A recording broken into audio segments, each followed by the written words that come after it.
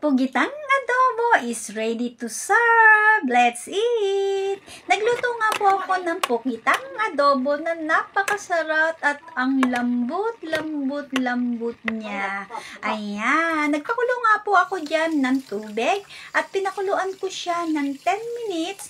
After 10 minutes, inilagay ko po siya sa top running water na talagang malamig. At pagkatapos ko siyang hugasan ng ilang beses, ayan, ini-slice ko na po siya.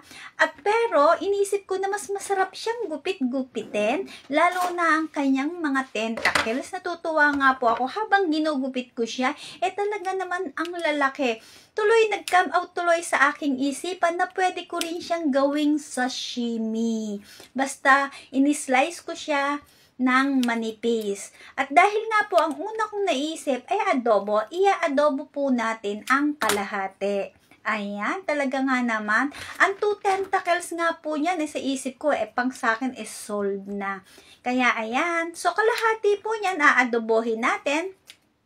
At nang sa ganun po, talaga naman siyang ipanuot natin sa ating mga ingredients. Ayan, you see, ang laki-laki nila. Ang totoo nga po dyan, napakahirap pong mag-order sa amin ng fresh dito, lalo na ngayong winter. Kaya talagang it takes time bago sa amin na i-deliver to. Halos inabot siya ng kulang-kulang 3 weeks bago ko siya nakuha. Dahil ang sabi ko nga po, ay basta fresh. Ayan, at sulit naman. Ayan, kaya i-adobo po natin siya ng nanunuot sa kanyang sauce. Yung kakaunti lang ang kanyang tubig. Hindi natin siya talaga tutubigan, kundi toyo lang. As in toyo. Ayan. And ang sarap-sarap niyang gupit-gupitin. Talaga naman. Habang ginugupit-gupit ko nga po yan, tuwang-tuwa ako dahil parang na ako gusto nang kainin, pero inisip ko, wait muna, ayan. Gusto ko din siyang i-adobo muna, ayan. I-slice po natin siya ng medyo maliliit. Nang sa ganun, lahat ng sauce, yung sauce niya talagang manuot sa kanyang laman. Ayan. Kaya, habang ini-slice ko siya ganyan ka thinly, talaga namang iniisip ko, mas masarap yung talagang sauce niya nanunuot habang kinakain natin siya. At talaga namang ang lambot. Ayan.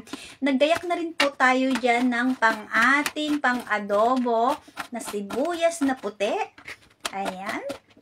Slice lang po natin siya thinly at ilalagay na po natin siya ng sabay-sabay. Ayan. At syempre, nilagyan ko rin siya ng kaunting bay leaves. Type ko lang dahil marami ako.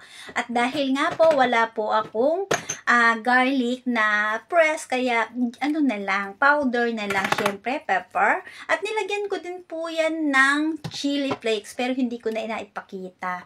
Ayan, syempre, the toyo. Ayan, nilagyan natin yung sakto lang para hindi siya ganong maalat. Ayan, tapos mamaya po natin ilalagay ang ating suka. Ayan, at nakita ko naman na mukhang okay na siya. Kaya, kakaunti na ang sauce niya. Yan ang gustong-gusto ko, yung manunuot siya. Ngayon, lagyan na natin ng ating vinegar. Ayan, and then pakuluan uli natin. And then, syempre, naglagay din po ako ng leek dahil gusto ko po siya magkaroon ng colorful or magmukha siyang appetizing sa ating mga mata.